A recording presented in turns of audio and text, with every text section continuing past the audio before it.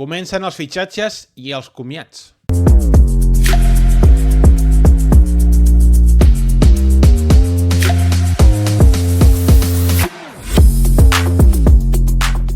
Hola, què tal? Soc en Jan Torrent, benvinguts al meu canal de YouTube. Espero que estigueu tots molt i molt bé. Vinc amb el primer vídeo d'actualitat per la temporada vinent en clau roster Bàsquet Girona, només parlarem de la plantilla. Abans de començar us convido a subscriure-vos al canal, que li doneu m'agrada i deixeu un comentari amb la vostra opinió dels fitxatges i els comiats dels jugadors.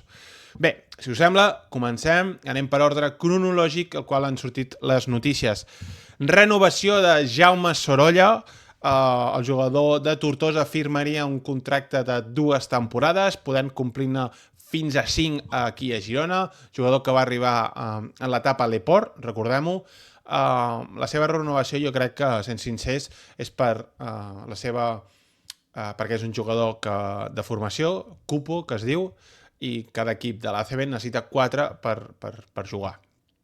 Aquest jo crec que és un dels motius principals, i a més que sabem quin rol tindrà, no? Ja ha acabat tenint aquest rol amb Katsikaris de tercer pivot, jugador amb més tasques defensives que ofensives. Ofensivament jo crec que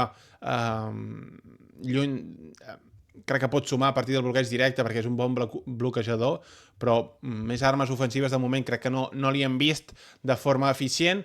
Per tant, la primera renovació en clau gironina, que és Jaume Sorolla, que comença a tenir ja uns quants anys aquí a Fontejau. Seguim amb més renovacions i després parlarem dels comiats.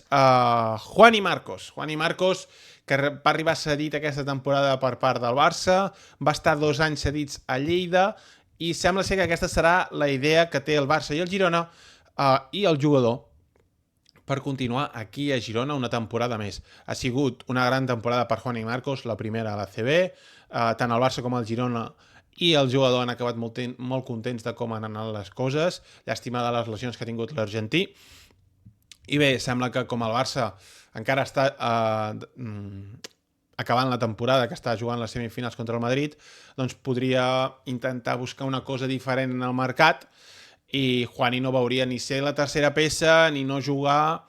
Per tant, jo crec que una segona temporada a Girona, sent un jugador important, un jugador titular de 25 minuts, doncs, és el que desitja Juani Marcos per després poder fer potser un pas més endavant en un altre lloc o seguir aquí a Girona si les coses funcionen bé. Llavors, posem el cartell ja d'arribades. Juan Fernández, un altre argentí. Alé Pivot, per mi jo el considero un 4 amb totes les lletres, jugador del Rio Breogán aquesta temporada, que ha tingut unes bones mitjanes i ha sigut escollit entre els 5 quintet jove, els millors 5 joves de l'ACB. Firmaria un contracte de 2 anys i un tercer opcional. És un alé pivot de 21 anys només, és un projecte de futur. Té bona mà des de la llarga distància, és capaç de jugar d'esquenes, en defensa crec que compleix, i quan us he dit abans que jo crec que el veig només com a posició de la pivot és perquè crec que de 5 patiria molt, no té els quilos que per exemple té Jaume Sorolla. D'acord? Doncs crec que jo que ocupo aquesta quarta posició. Llavors, tenim una altra arribada i una altra arribada més important, perquè crec que ja comença a ser un jugador que, bé, ocuparà una plaça extracomunitària i això aquí a Girona i a tots els equips de l'ACB és molt important. Estic parlant del Hami Durham, jugador extracomunitari, com dic, nord-americà, que ha jugat als Towers Hamburg, equip alemany, ha sigut company de Bray Ebay durant uns pocs mesos. Bé, és el jugador que ha liderat ofensivament aquest equip alemany, en el qual ha jugat competició europea, ha jugat l'Eurocup. No van ser un equip potent dins d'aquesta competició perquè només van aconseguir 2 victòries. Però bé, dins de la Lliga Alemanya sí que han sigut un equip potent, han arribat a playoff i han competit bé i han arribat una mica lluny dins de la competició, i crec que és un bon fitxatge en clau bàsquet Girona.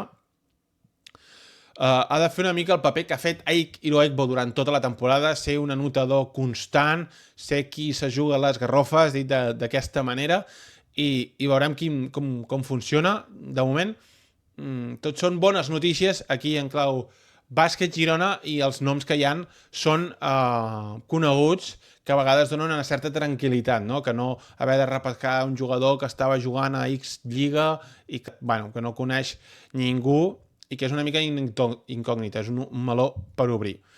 Però atenció, ara ja canviem el cartell d'arribades i ens anem als de comiats. Parlem d'Eric Vila, que tenia 1+1 al seu contracte amb el Bàsquet Girona i no seguirà la temporada vinent, o això sembla que no seguirà la temporada vinent al club gironí. L'Alè Pivot no ha arribat a un acord, no se saben els motius. Poden ser de pretensions econòmiques, pretensions de joc, no caixa amb la idea de l'entrenador, no sabem els motius.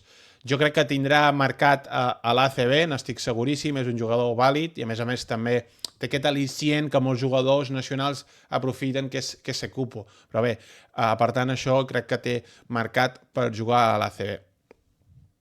Dit això, vídeo molt i molt curtet, però amb moltes novetats. Us recordo que que us demanaria, sisplau, que us subscrivíssiu al canal, que donéssiu un me gusta, un m'agrada, un like, i que deixéssiu, sobretot, més important, la vostra opinió en els comentaris. Ens veiem en el proper vídeo. Que vagi molt bé.